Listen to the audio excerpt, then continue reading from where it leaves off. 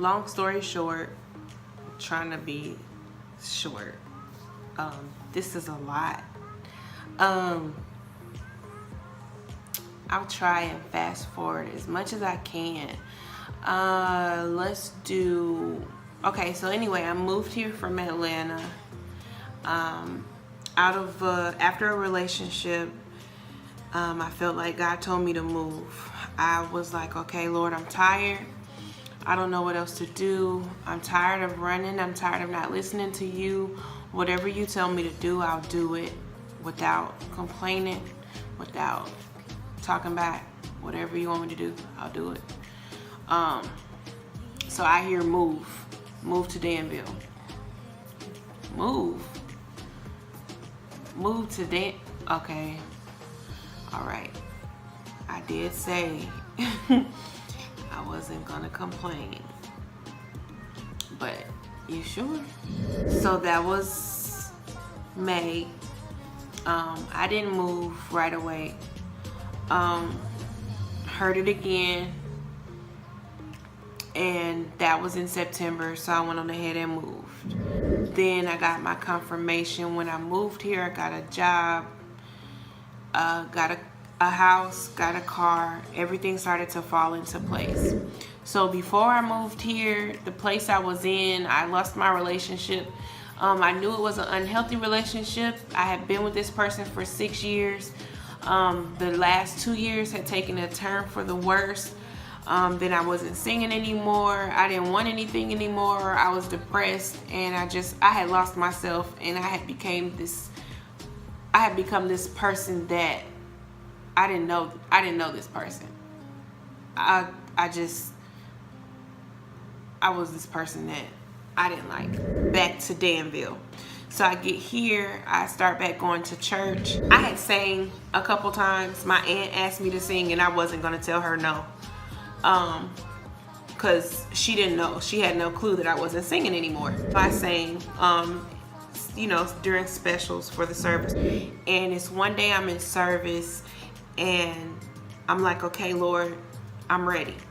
Meaning that I'm ready to start singing again. And the pastor walks up to me, and he's like, the pastor walked up to me, and he was like, we would love to have you on the praise team. Right after I said I was ready. 2016, the end of 2016, I started singing different places more. But 2017 would be my biggest year here. My grandmother passed away in November of 2017. And I felt like I had to move. And I felt like I had to move to go to pursue my music and do my album. So I thought it was time for me to move back to Atlanta because I had more resources there. And this would be my second year doing the women's convention this year that just passed in March. And so we're practicing for the women's convention, and I pulled Darren Farr in. And he seen me in November.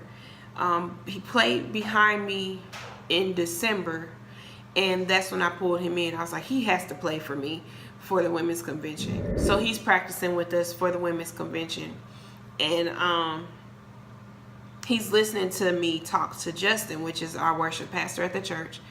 And Justin finds out that I'm moving through my cousin. He was like, you can't move.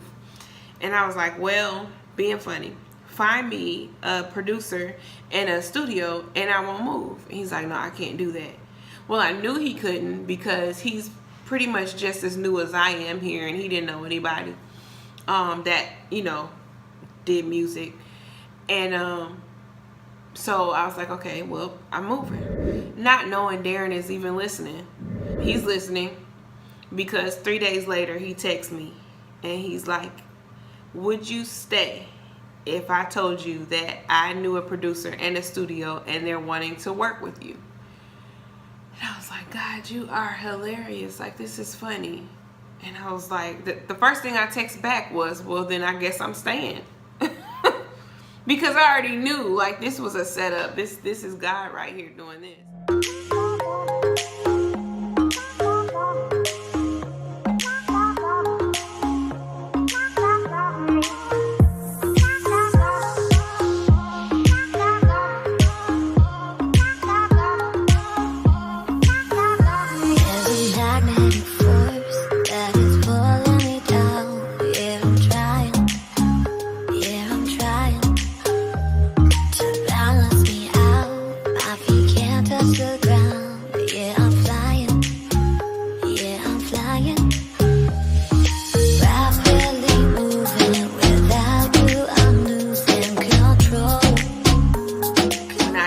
was supposed to go back home, when I thought there was nothing else for me here because my grandmother had passed away, I've done all this because of her. Like my push, my drive has, I'm not gonna cry, has all been because of her.